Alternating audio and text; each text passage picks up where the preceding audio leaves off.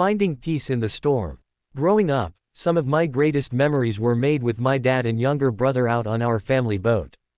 We lived near a lake, and every trip to the marina felt like the beginning of a grand adventure. Some of the clearest reflections come not from when everything went right, but from when the unexpected happened. Take, for instance, the storms that would suddenly roll in, turning a peaceful cove into a scene of chaos. I vividly remember one day when the storm came upon us so fast and furious that we had to tie off to a bridge pillar and hope for the best. Thunder cracked, lightning flashed, yet my personal level of fear remained surprisingly low. Maybe it was because, at 10 years old, I couldn't fully grasp the danger. To me, it felt more like something out of a pirate movie than a real threat. Or maybe, and more likely, it was because when I looked at my dad, he wasn't rattled. He stayed calm, and because I trusted him, I knew deep down that everything would be okay. That trust wasn't blind, it was built over time, an inference drawn from seeing his character lived out every day. From the moment I entered the scene as his son, he had been steadily proving himself trustworthy through his actions, his words, and his presence.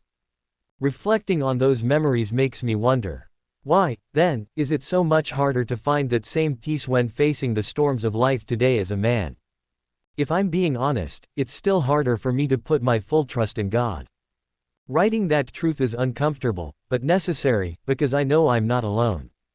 Many men battle the same internal insecurity. We know God is trustworthy, yet in the chaos, we wrestle to fully rest in Him.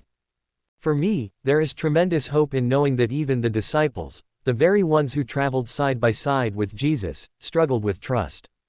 When I read Mark 9, I'm reminded that these same men had witnessed miracles firsthand, yet they still wrestled to find deep, abiding faith when the storms of life hit them head-on.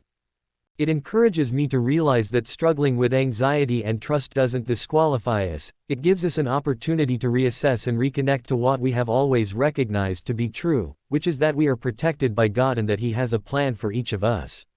It therefore invites us to lean in even closer to the one who remains calm when our world feels out of control.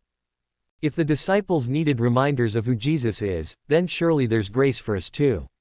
The goal isn't to have a perfect faith, but a persistent one, a faith that, even when trembling, clings to the Savior who can still say to the storm, "Quiet, be still." Reflection questions. Where do you instinctively place your trust when storms hit your life?